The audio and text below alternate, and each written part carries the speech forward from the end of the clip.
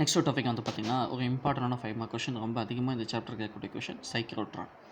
Okay, இந்த cyclotron அப்படிங்கிற device வந்து எதுக்காக யூஸ் பண்ணுறோம் அப்படின்னு பார்த்தீங்கன்னா, cyclotron is a device used to accelerate the charged particle it gain the kinetic energy. அப்போ மீனிங் என்னது, ஒரு சார்ஜ்டு பார்ட்டிக்கலுக்கு ஒரு கைனெட்டிக் எனர்ஜி கொடுத்து அதை நம்ம என்ன செய்கிறோம், ஆக்சலரேட் பண்ணுறோம். ஆக்சலரேட் என்ன மீனிங், ஒரு ஹை ஸ்பீடு இருக்கக்கூடிய பார்ட்டிக்கலுடைய ஸ்பீடாக நம்ம கன்வெர்ட் பண்ணக்கூடிய டிவைஸ் தான் நம்ம வந்து பார்த்திங்கன்னா சைக்ளோட்ரான் அப்படின்னு சொல்லுவாங்க. It is also called as a high energy accelerator. அது ஹை எனர்ஜி ஆக்சிலேட்டர் அப்படின்னு எடுத்துக்கலாம். இதை டிசைன் பண்ணது யாருன்னு கேட்டிங்கன்னா லாரன்ஸ் அப்படிங்கிறவங்க, லிவிங்ஸ்டன் அப்படிங்கிற 2 பேருமே டிசைன் பண்ண ஒரு டிவைஸ் தான் சைக்ளோட்ரான். ஓகே, அப்போ ஃபஸ்ட்டு இந்த சைக்ளோட்ரான் அப்படின்னு என்ன அப்படின்னு பார்த்தீங்கன்னா, ஒரு சார்ஜ்டு பார்ட்டிக்கலை நம்ம ஆக்சிலேட் பண்ணுறதுக்காக யூஸ் பண்ணக்கூடியது, ஒரு ஆக்சிலேட் பண்ணுறதுக்காக யூஸ் பண்ணக்கூடியது தான் வந்து என்னது சைக்ளோட்ரான் அப்படின்னு நம்ம சொல்லுவோம். ஓகே, அடுத்தது இதோடைய பிரின்சிபல் என்ன அப்படின்னு பார்த்தீங்கன்னா, இப்போ நம்ம ஒரு டாபிக் பார்த்தோம் பார்த்தீங்கன்னா, மேக்னெட்டிக் ஃபீல்டு அண்ட் எலக்ட்ரிக் ஃபீல்டுக்கு போகும்போது அது ஒரு பர்டிகுலர் வெலாசிட்டி இருக்கக்கூடிய கன்வெர்ட் ஆகணும். அதுதான் when a charged particle moves perpendicular to the magnetic field it experiences a magnetic Lorentz force. அப்போ அது கண்டிப்பாக என்னது, மேக்னெட்டிக் Lorentz force எக்ஸ்பீரியன்ஸ் பண்ணணும் அப்படிங்கிற அந்த பேசிக் கான்செப்ட் தான் நம்ம இங்கே வந்து சைக்ளோட்ரான் யூஸ் பண்ண போகிறோம். அப்போ இது வந்து என்ன படித்தோம், ஸோ சைக்ளோட்ரான் அப்படிங்கிறது it is device used for accelerate the charged particle at high velocity. அடுத்தது த பேசிக் பிரின்சிபல் என்னது, மேக்னெட்டிக் Lorentz force. இதுதான் அதோடைய பேசிக் பிரின்சிபல். ஓகே, அடுத்து நெக்ஸ்ட்டு இப்போது இந்த டயக்ராம் நம்ம போட முடியாது, அதெல்லாம் வேண்டாம், இந்த டயக்ராம் போட்டுக்கோங்க. இதுதான் சைக்ளோட்ரானோட டயக்ராம். புக்கில் நம்ம கொஞ்சம் வேறு மாதிரி போட்டுக்கோம், அது பார்த்து. ஓகே, இதுதான் நமக்கு சைக்ளோட்ரானோட டயக்ராம். ஓகே, இந்த சைக்ளோட்ரானோட கன்ஸ்ட்ரக்ஷன் பாருங்கள், டயக்ராம் ஈஸி புரியும். the particle it allowed to move. Okay, the particle என்னது allowed to move the between the semicircle metal plate is called a disc. Okay, எது டிஸ் அப்படின்னு சொல்லியிருக்காங்க, எது டிஸ் நமக்கு அப்படின்னு பார்த்தீங்கன்னா, இங்கே பாருங்கள், இது ரெண்டு இருக்குது பார்த்தீங்களா, இதுதான் D1 D2. So D1 D2 இது ரெண்டுமே, இது D1 D2 இது ரெண்டுமே நம்ம என்னது 2 டிஸ் அப்படின்னு சொல்லுவாங்க. ஆக்சுவலாக வந்து இது ஒரு ஃபில்லி என்னது, ஒரு கம்ப்ளீட்டாக இருக்கக்கூடிய செமி சர்க்கிள், ஒரு பெரிய டிஸ்க் மாதிரி இருக்கக்கூடிய பிளேட் எடுத்துகிட்டு அதை வந்து 2 டிஸ்க் மாதிரி இப்படி வந்து கட் பண்ணிவிட்டு இதெல்லாம் நம்ம என்னென்னு சொல்லணும் கேட்டிங்கன்னா டீஸ் அப்படின்னு சொல்லுவாங்க. ஓகே, அடுத்தது இந்த டீஸுக்கு இடையில வந்து இப்போ என்ன இருக்குன்னு கேட்டிங்கன்னா, ஒரு ஹை எனர்ஜி ஃப்ரீக்வன்சி ஆசிலேட்டர் வந்து நம்ம கனெக்ட் பண்ணிட்டோம். இந்த D1 D2 ரெண்டுக்குமே வந்து ஒரு ஹை பொட்டன்ஷியல் டிஃப்ரென்ஸ் கொடுக்கறதுக்காக ஹை எனர்ஜி ஒரு பேட்டரி வந்து கனெக்ட் பண்ணியிருக்கு. அடுத்தது இந்த இடத்துல எஸ் அப்படின்னு இருக்குது பார்த்தீங்கன்னா, இந்த இடத்துல வந்து நமக்கு என்ன இருக்குன்னு கேட்டிங்கன்னா, ஒரு சார்ஜ்டு பார்ட்டிக்கல் வந்து Q அப்படிங்கிற சார்ஜும் M அப்படிங்கிற மாஸ் இருக்கக்கூடிய பார்ட்டிக்கல் வந்து நம்ம இந்த இடத்துல வச்சுட்டு இப்போது இந்த டோட்டல் டிவைஸ் இருக்குது பார்த்திங்களா, இந்த டோட்டல் டிவைஸ் எல்லாமே சுற்றி இது ஃபுல்லாகவே நம்ம என்ன செய்யணும் கேட்டிங்கன்னா, ஒரு யூனிஃபார்ம் மேக்னெட்டிக் ஃபீல்டு இப்படி பர்பெண்டிகுலராக ஆக்ட் ஆகுது. ஸோ இப்படி பர்பெண்டிகுலராக வந்து பார்த்திங்கன்னா, இதுக்கு இந்த டீஸுக்கு வந்து ஒரு பர்பெண்டிகுலராக வந்து நமக்கு என்னது, ஒரு யூனிஃபார்ம் மேக்னெட்டிக் ஃபீல்டு வந்து ஆக்ட் ஆகிறதா கன்ஸ்ட்ரக்ட் பண்ணிக்கோங்க. ஓகே, ஸோ இதுதான் அதோடைய கன்ஸ்ட்ரக்ஷன். என்னது, ஒரு D1 D2 அப்படிங்கிற பெரிய ஹாலோமீட்டர் சிலிண்டர் எடுத்துகிட்டு ரெண்டாக கட் பண்ணிவிட்டு அதுக்கு நேம் D1 D2 2 டீஸ் நம்ம வச்சிட்டோம். Then those dees are connected the high frequency oscillator and the charge Q mass M charged particle is placed between the 2 disks. அந்த 2 டிஸ்க்கு நடுவில் வந்து between the 2 disks நடுவில் ஒரு charge particle நம்ம வச்சிட்டோம். தென் இங்கே வந்து பார்த்தீங்கன்னா ஒரு யூனிஃபார்ம் மேக்னெட்டிக் ஃபீல்டு வந்து இது பர்பெண்டிகுலராக நமக்கு அது இது ஆக்ட் ஆகுதுன்னு வச்சுக்கோங்க. ஓகே, இதுதான் கன்ஸ்ட்ரக்ஷன். நீங்கள் படித்து பார்த்தா அது தெரியும். என்னது, these are enclosed by the closed chamber kept in the region between the uniform magnetic field. So uniform magnetic field வச்சிருக்கு. அடுத்தது the directions of magnetic field எப்படி இருக்குன்னு பார்த்தீங்கன்னா நார்மலாக இருக்கும். அது ரெண்டுமே the D's are separated with a gap of a source F. அந்த source என்ன அப்படின்னா ஒரு சார்ஜ்டு பார்ட்டிக்கல் வந்து அதை டீஸ்க்கு வச்சிருக்கு. And the high frequency oscillator potential difference-உம் நமக்கு கனெக்ட் பண்ணியிருக்கேன்னு கொடுத்துருப்பாங்க. இப்போ ஒர்க்கிங் வந்து எப்படி இருக்கும் அப்படின்னு பார்த்தீங்கன்னா, ஃபஸ்ட்டு நான் சொல்லிடுறேன், கவனிங்க. இப்போ நமக்கு ஒர்க்கிங்கில் வந்து பார்த்திங்கன்னா, இந்த இடத்துல எஸ் அப்படிங்கிற இடத்துல வந்து நம்ம என்ன இருக்குது, ஒரு சார்ஜ்டு பார்ட்டிக்கல் இருக்கா. ஓகே, இப்போ நமக்கு இந்த சார்ஜ்டு பார்ட்டிக்கல் நம்ம மூவ் பண்ண வைக்கிறோம்னு வச்சுக்கோங்க. ஸோ மூவ் பண்ணும்போது இது ஹை ஃப்ரீக்வன்சி ஆசிலேட்டர்னு சொல்லிட்டேன். ஸோ ஹை ஃப்ரீக்வன்சி ஆசிலேட்டர் அப்படின்னா நமக்கு எப்படி இருக்கும் அப்படின்னா பார்த்திங்கன்னா, இது மாதிரி ஒரு ஏசி சோர்ஸ் அப்ளை பண்ணது தான் நமக்கு ஹை ஃப்ரீக்வன்சி ஆசிலேட்டராக இருக்குமா. ஓகே, இந்த ஏசி சோர்ஸுங்க எப்போவுமே இது வந்து நமக்கு என்னது பாசிட்டிவ், இது வந்து நமக்கு என்னது நெகட்டிவ் அப்படின்னு எடுத்துக்கும். இப்போது ஃபஸ்ட்டு பாசிட்டிவ் ஹாஃப் சைக்கிள் நம்ம கொடுக்குன்னு வச்சுக்கோங்க. இப்போ ஃபஸ்ட்டு பாசிட்டிவ் ஹாஃப் சைக்கிள் கொடுக்கும்போது அந்த ஃபஸ்ட்டு பாசிட்டிவ் ஹாஃப் சைக்கிள் வந்து பார்த்திங்கன்னா இப்படி போகும். இப்போ D1 பாசிட்டிவ்னும் இந்த D2 வந்து நமக்கு எப்படி எடுத்துக்கணும், நெகட்டிவ் அப்படின்னு சொல்லி நம்ம எடுத்துக்கணும். ஓகே, ஸோ இப்போ நான் இந்த ஹை ஃப்ரீக்வன்சி ஆசிலேட்டரை வந்து நான் ஆன் பண்ணும்போது இங்கே இருந்து போகக்கூடிய இந்த சார்ஜ்டு பார்ட்டிக்கல் ஒரு டேஸுக்கு பாசிட்டிவ் பொட்டன்ஷியலும் ஒரு டேஸ்க்கு நெகட்டிவ் பொட்டன்ஷியல் இருக்கும். ஓகே, இப்போ இந்த சார்ஜ்டு பார்ட்டிக்கல் நமக்கு இப்போ மூவ் ஆகுது. ஸோ இது எந்த டைரெக்ஷனில் மூவ் ஆகும் அப்படின்னு பார்த்திங்கன்னா நமக்கு தெரியும். ப்ளஸ் வந்து எப்போவுமே என்னது மைனஸ் நோக்கி தான் மூவ் ஆகும். அப்போ எது மைனஸு D2 பொட்டன்ஷியல் வந்து நமக்கு D2 டிஸ் வந்து மைனஸ் இருக்குது. அப்போது இந்த சார்ஜ்டு பார்ட்டிகிள் இந்த டைரக்ஷனுக்கு எனக்கு இப்படி மூவ் ஆகும்போது இந்த சுற்றி நமக்கு என்ன இருக்குன்னு படித்தோம், ஒரு யூனிஃபார்ம் மேக்னெட்டிக் ஃபீல்டு இருக்கா. அப்போ ஒரு யூனிஃபார்ம் மேக்னெட்டிக் ஃபீல்டுக்குங்க ஒரு சார்ஜ்டு பார்ட்டிகிள் பர்பண்டிகுலராக மூவ் ஆனால் அங்கே நமக்கு என்ன நடக்கும், மேக்னெட்டிக் ரெசோனன்ஸ் ஃபோர்ஸ் எக்ஸ்பீரியன்ஸ் ஆகும். அந்த மேக்னெட்டிக் ரெசோனன்ஸ் ஃபோர்ஸ் நமக்கு எது கிரியேட் பண்ணுது அப்படின்னு பார்த்தீங்கன்னா, அந்த சார்ஜ்டு பார்ட்டிகிளாக ஒரு சர்க்கிள் மோஷனை கிரியேட் பண்ணும் அப்படிங்கிற டாப்பிக்கும் நம்ம இதுக்கு முன்னாடி படித்த டாபிக் தான். ஓகே, அவ்வளோதான். இதுவே அதோடைய கன்ஸ்ட்ரக்ஷன் ஒர்க்கிங்காக முடிச்சிட்டேன். என்னது, ஒரு சார்ஜ்டு பார்ட்டிகிள் யூனிஃபார்ம் மேக்னெட்டிக் ஃபீல்டுக்குங்க பர்பண்டிகுலராக மூவ் ஆகும்போது, ஏன்னா இந்த டீஸுக்கு பர்பண்டிகுலராக தான் எனக்கு மேக்னெட்டிக் ஃபீல்டு ஆக்ட் ஆகுது. அப்போது அந்த டீஸுக்கு என்னது பர்பண்டிகுலராக ஒரு மேக்னெட்டிக் ஃபீல்டு ஆக்ட் ஆகும்போது, இப்போ சார்ஜ் பார்ட்டிக்கு மூவ் ஆகும்போது இங்கே ஒரு மேக்னெட்டிக் ரெசோனன்ஸ் ஃபோர்ஸ் கிரியேட் ஆகும்.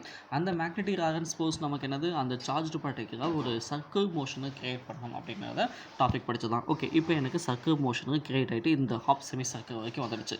இப்போ ஹாஃப் செமி சர்க்கிள் வந்ததுக்கப்புறம் நமக்கு என்ன ஆகும் அப்படின்னு பார்த்தீங்கன்னா, இப்போ நம்ம ஹை ஃப்ரீக்வன்சி இது மாதிரி ஏசி ஜெனரேட்டர் ஆக்சிஜன் கொடுத்துருக்கீங்க, இந்த பாசிட்டிவ் இங்கே என்னது நெகட்டிவ்னு சொன்னோன்னா, இப்போ சார்ஜ் பார்ட்டிகிள் எங்கே இருக்குது, பிட்வீன் த 2 கேப், அந்த 2 கேப்புக்கு நடுவு வந்தோடனே பொட்டன்சி ரிவர்ஸ், அதாவது இதோடைய பொலாரிட்டி எனக்கு சேஞ்ச் ஆகும். எப்படி அப்படின்னு பார்த்தீங்கன்னா, ஃபஸ்ட்டு D2 மைனஸ் இருந்துச்சு, D1 என்னது ப்ளஸ் இருந்துச்சு. இப்போ D2 மைனஸ் ஆகும், D1 ப்ளஸ்ஸும் நமக்கு கன்வெர்ட் ஆகி D1 வந்து என்னது ப்ளஸ்ஸாக கன்வெர்ட் ஆகிடும். ஏன்னா இப்போ நமக்கு இந்த பொட்டன்ஷியல் இங்கே இருக்கக்கூடிய பொட்டன்ஷியல் எனக்கு மூவ் ஆகிட்டு இருக்குது. இப்போது இந்த சார்ஜ் பார்ட்டிகிள் எங்கே மூவ் ஆகும், it's the negative potential days. இது நெகட்டிவ் பொட்டன்ஷியல் டேஸ். இப்போ D2 எனக்கு நெகட்டிவ் பொட்டன்ஷியல் டேஸ். அப்போ இந்த டைரக்ஷன் மூவ் ஆகும். Again magnetic resonance force move ஆகி எனக்கு அதை வந்து எகெயின் சர்க்கிள் ஷேப் மூவ் பண்ண வைக்கும். ஸோ இந்த பாயிண்ட், இந்த பிட்வீன் த 2 பாயிண்ட் இங்கே வந்த உடனே எகெயின் எனக்கு பொலாரிட்டி சேஞ்ச் ஆகி ஃபஸ்ட் இருக்கக்கூடிய பொட்டன்ஷியல் கிடைக்கும். ஸோ இது மாதிரி எனக்கு அதோடைய பொலாரிட்டி வந்து பார்த்தீங்கன்னா கண்டினியூஸாக சேஞ்ச் ஆகும்போது இது வந்து ஒரு ஹை ஸ்பீடு வரும். இந்த பிட்வீன் த 2 கேப், இந்த கேப்புக்கு இடையே வரும்போது தான் இதோடைய ஸ்பீடு வந்து ரொம்ப ஹை ஸ்பீடாக வந்து இந்த இடத்துல ஒரு ஹை எனர்ஜி பார்ட்டிகிள் வந்து, அதாவது டிஃப்ரெக்டிங் பிளேட் அப்படின்னு சொல்லுவாங்க. அந்த டிஃப்ரெக்டிங் பிளேட்டை யூஸ் பண்ணி இதோடைய ஒரு இங்கேருந்து வர அதோடைய ஸ்பீடு ரொம்ப அதிகமாகிட்டே வரும். ஒரு ஹை ஸ்பீடு வந்தோடனே டிஃப்ரெக்டிங் பிளேட்டை யூஸ் பண்ணி நம்ம அப்படியே அதை டக்குன்னு வெளியே எடுத்துகிட்டு ஏதாவது ஒரு பர்பஸ், ஒரு சார்ஜ் பார்ட்டிகிள் மேலே கொண்டு போய் அதை மூவ் பண்ண வச்சு அதை டிஸ்இன்டிகிரேட் பண்ணுறதுக்காக நம்ம யூஸ் பண்ணக்கூடிய டாபிக் தான் சைக்ளோட்ரான். அப்போது சைக்ளோட்ரான் அப்படிங்கிறது என்னென்னு சொன்னால், it is used for accelerated charge particle at high velocity அப்படின்னு சொன்னால், ஸோ இங்கே இருக்கக்கூடிய ஒரு சார்ஜ் பார்ட்டிகிள் வந்து ஒரு ஹை வெலாசிட்டியை கன்வெர்ட் பண்ணிடுச்சு. எதை யூஸ் பண்ணி, சைக்ளோட்ரான் யூஸ் பண்ணி நமக்கு. ஓகே, இதோடைய ஒர்க்கிங் எல்லாமே அது இருக்கும். ஓகே, நான் சொல்லிட்டேன், எல்லாமே படித்து பாருங்கள், எல்லாமே இருக்கும். ஓகே, இப்போ நமக்கு வந்து பார்த்தீங்கன்னா இந்த சார்ஜ் பார்ட்டிகிள் வந்து ஒரு பர்பண்டிகுலர் ஷேப்பில் மூவ் ஆகுது, அதாவது சர்க்கிள் ஷேப்பில் மூவ் ஆகுதுன்னு சொன்னாவே அந்த இடத்துல வந்து மேக்னெட்டிக் ரெசோனன்ஸ் ஃபோர்ஸ் நமக்கு எக்ஸ்பீரியன்ஸ் ஆகுமா. அப்போ மேக்னெட்டிக் ரெசோனன்ஸ் ஃபோர்ஸோடைய ஃபார்ம் என்னது, மேக்னெட்டிக் ரெசோனன்ஸ் ஃபோர்ஸ் எக்ஸ்பீரியன்ஸ் ஆகும். அந்த மேக்னெட்டிக் ரெசோனன்ஸ் ஃபோர்ஸ் நமக்கு எதை கிரியேட் பண்ணதுன்னு கேட்டிங்கன்னா சென்ட்ரிஃபியூகல் ஃபோர்ஸை கிரியேட் பண்ணோம். சென்ட்ரிஃபியூகல் ஃபோர்ஸோடைய ஃபார்ம் என்னது, F = mv²/r படிச்சிருப்பீங்க. ஓகே, mv² என்னது R அப்படிங்கிறது சென்ட்ரிஃபியூகல் ஃபோர்ஸ். இங்கே F அப்படிங்கிறது எனக்கு இங்கே மேக்னெட்டிக் ஃபீல்டுக்குள்ள எனக்கு ஃபோர்ஸ் எக்ஸ்பீரியன்ஸ் ஆகினாங்க. மேக்னெட்டிக் ஃபீல்டுடைய ஃபோர்ஸ் என்ன படித்தோம், நம்ம QVB அப்படின்னு படித்தோம். ஸோ அதை தான் இங்கே சப்ஸ்டிட் பண்ணியாச்சு.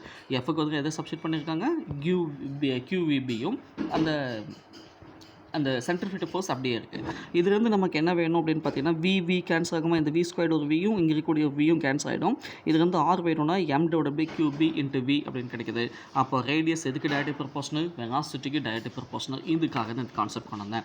இப்போது இங்கேருந்து போக போக இதோடைய ரேடியஸ் என்ன ஆகிட்டே இருக்குது, எனக்கு அதிகமாகிட்டே இருக்கா. அப்போ ரேடியஸ் அதிகமாக அதோடைய வெலாசிட்டியும் கண்டிப்பாக நமக்கு என்ன ஆகும் அப்படின்னு பார்த்தீங்கன்னா அதிகமாகிட்டே தான் இருக்கும். ஸோ அப்போது எது ஹையஸ்ட் ரேடியஸ், இது எனக்கு ஹையஸ்ட் ரேடியஸ். அப்போது இந்த இடத்துல இருக்கக்கூடிய ரேடியஸோட இங்கே ரேடியஸ் அதிகமாக இருக்கும்.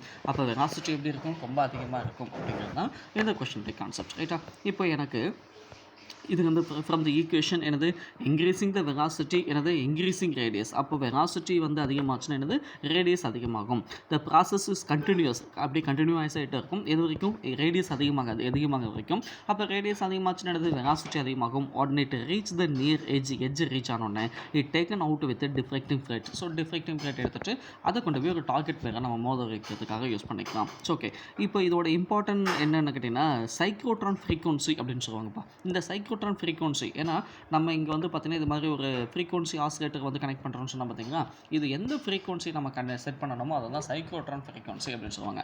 இந்த சைக்ளோட்ரான் ஃப்ரீக்வன்சி வந்து நம்ம செலக்ட் பண்ணணும் அப்படின்னு சொன்னால் என்ன ஃபார்முலா நமக்கு அப்படின்னு சொல்லி படிச்சிருக்கோம்.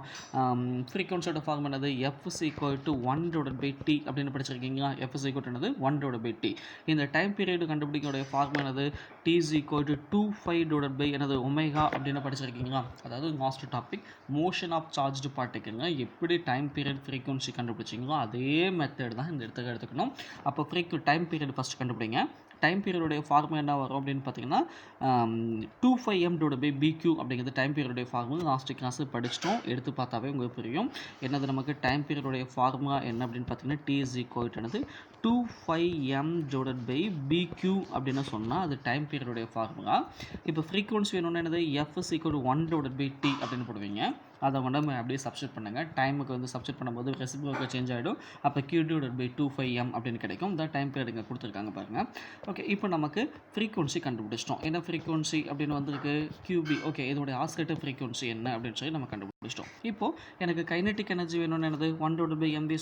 ஸோ அப்படியே ஃபார்முலா சப்ஸ்டிட் பண்ணுங்கள். வெலாசிட்டி கண்டுபிடி, அதாவது இந்த ஃபார்முலா வந்து எனக்கு வெலாசிட்டி கண்டுபிடிங்க. அதாவது இது வந்து என்னது வெலாசிட்டி, இந்த ஈக்குவேஷன் வந்து எனக்கு என்னது வெலாசிட்டி கண்டுபிடிக்கலாம். ஓகே, இந்த ஈக்குவேஷன் வந்து வெலாசிட்டி கண்டுபிடிச்சிட்டு அது வந்து கண்டுபிடிங்க. அடுத்து நெக்ஸ்ட்டு கைனெட்டிக் எனர்ஜி சப்ஸ்டிட் பண்ணியாச்சு. அதுக்கடுத்து 2 மார்க் இது ஒரு முக்கியமான கொஷின், லிமிட்டேஷன் ஆஃப் சைக்ளோட்ரான். இந்த சைக்ளோட்ரானுக்கு லிமிட்டேஷன் என்ன அப்படின்னு பார்த்தீங்கன்னா ஸ்பீடு வந்து நம்ம லிமிட் பண்ண முடியாது, எலக்ட்ரானை வந்து ஆக்செப்ட் பண்ண முடியாது. முக்கியமானது ஸ்பீடை லிமிட் பண்ண முடியாது. அதுக்கப்புறம் எலக்ட்ரான் நெகட்டிவ் சார்ஜ் பார்ட்டிகிள் வச்சு ஆக்செப்ட் பண்ண முடியாது. ஆல்ரெடி நம்ம இது மாதிரி ஒரு ஆசிலேட்டர் வேண்டிகிராம் ஜெனரேட்டர்னு படிச்சிருப்பீங்க ஃபர்ஸ்ட் சாப்டர் தான். இதுவும் ஆசிலேட்டர் தான், அதுவும் ஆசிலேட்டர் தான். அங்கேயும் எலக்ட்ரான் ஆக்செப்ட் பண்ண முடியாதுன்னு படிச்சிருப்போம், இங்கேயும் எலக்ட்ரான் ஆக்செப்ட் பண்ண முடியாது. தென் அதுதான் எகெயின் ஒரு பாயிண்ட் கொடுத்துருக்காங்க, uncharge particle cannot be accelerated. Uncharge பார்ட்டிகிள்னா நம்ம ஆக்சலேட் பண்ண முடியாது அப்படிங்கிறது ஒரு டாபிக் பார்த்துக்கோங்க. முக்கியமான ரொம்ப இம்பார்ட்டண்டான ஒரு 5 மார்க் கொஷின். தெளிவாக படிச்சுக்கோங்க. ஓகே.